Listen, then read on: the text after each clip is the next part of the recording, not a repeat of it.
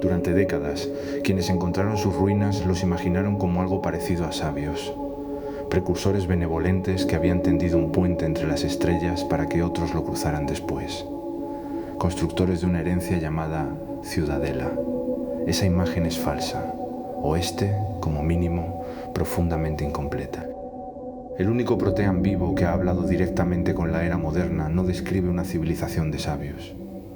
Describe un imperio, uno construido sobre la conquista, la jerarquía y una idea que lo sostenía todo.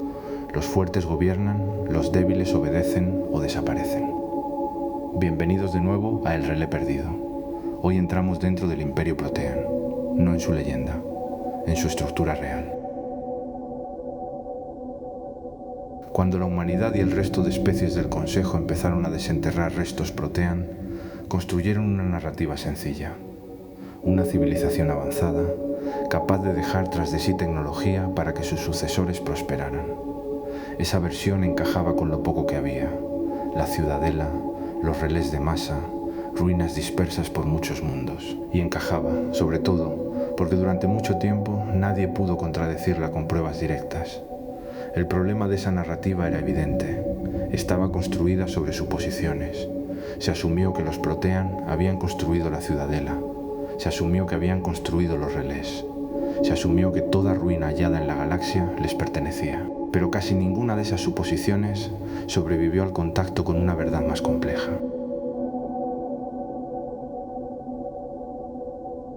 La primera gran revelación, y quizás la más importante, no llegó de ninguna ruina.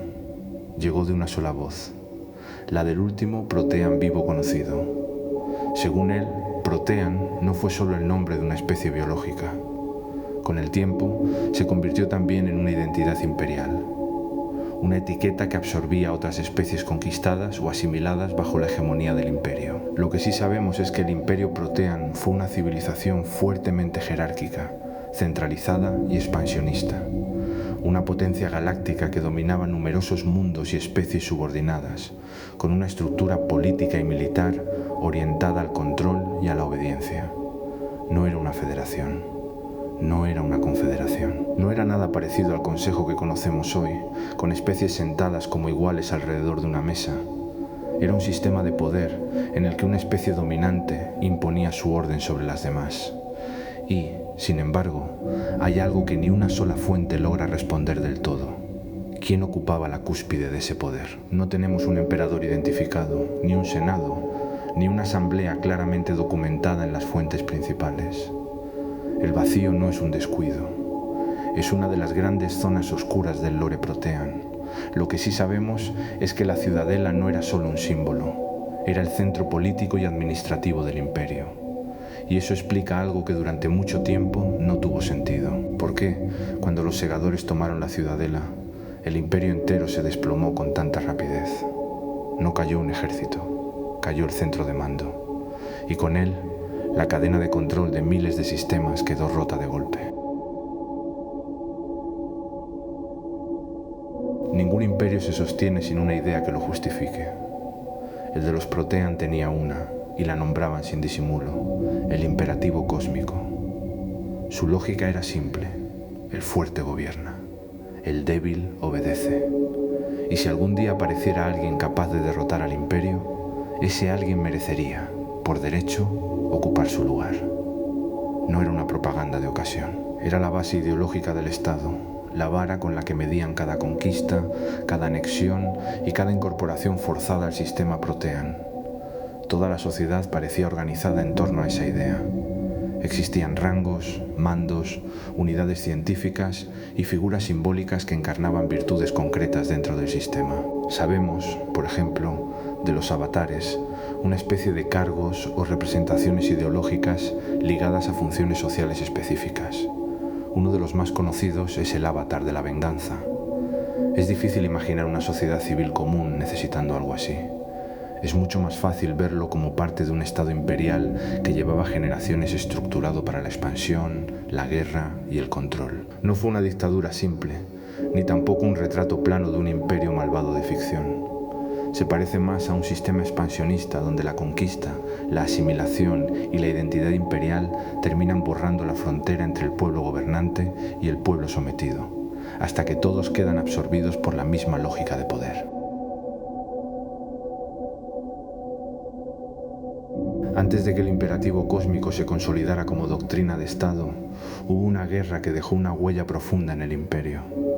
Aquí conviene ser especialmente cuidadosos, porque es uno de los puntos donde menos certezas absolutas tenemos y más fácil es rellenar los huecos con suposiciones.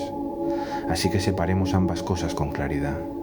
Esto es lo que puede considerarse seguro. En una etapa temprana de su historia imperial, los Protean se enfrentaron a una raza de inteligencias artificiales hostiles. Las derrotaron. Y esa victoria reforzó su confianza en la superioridad del poder orgánico sobre lo sintético, además de alimentar una visión cada vez más militarizada de la galaxia. No conocemos con total certeza el origen exacto de esas máquinas, ni todos los detalles del conflicto. Tampoco conviene presentar esa guerra como si fuera idéntica a la amenaza de los segadores.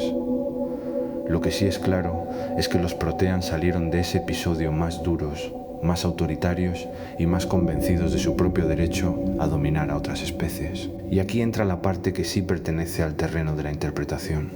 Para mucha gente, esa guerra demuestra un patrón más amplio del universo de Mass Effect. La tensión entre orgánicos y sintéticos, entre creadores y creaciones, entre control y rebelión. Ese patrón sí está presente de forma muy clara en otros momentos de la saga, especialmente con Quarianos y Geth. Pero sería un error afirmar sin matices que la guerra Metacon fue exactamente lo mismo que una cosecha Reaper, o que los segadores la usaron como una señal directa y confirmada para iniciar el siguiente ciclo. Eso no está establecido de forma definitiva.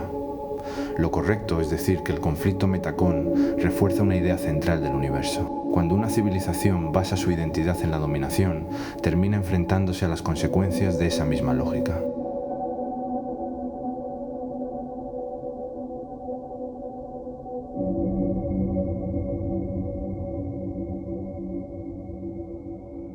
Hay algo perturbador en descubrir que el imperio que muchas especies idealizaron durante milenios no era el modelo a seguir, sino, en muchos sentidos, una advertencia. El Consejo actual, con todas sus tensiones e imperfecciones, es casi lo opuesto al imperativo cósmico. Especies distintas, sentadas como iguales, en lugar de una jerarquía impuesta por la fuerza. Y, sin embargo, la sombra de aquel modelo sigue apareciendo cada vez que una especie impone su criterio sobre otra, o cada vez que la idea de protección se confunde con control.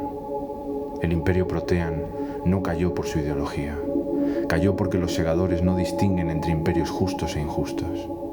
Pero la pregunta que deja flotando sigue siendo incómoda. Si el fuerte gobierna y el débil desaparece, ¿qué lugar le queda a cualquier civilización, por poderosa que se sienta, frente a algo que lleva cosechando galaxias desde mucho antes de que naciera su primera ciudad?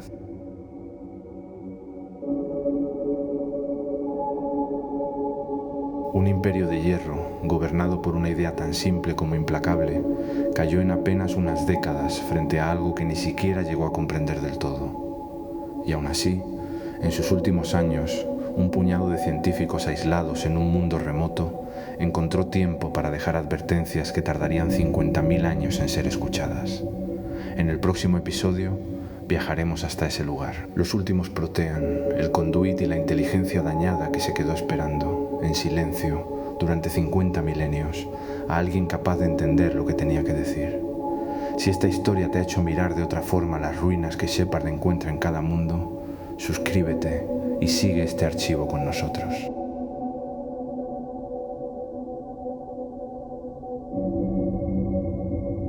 Muchas gracias por llegar hasta aquí y nos vemos en próximos videos. Espero que tengas un gran día. Un abrazo.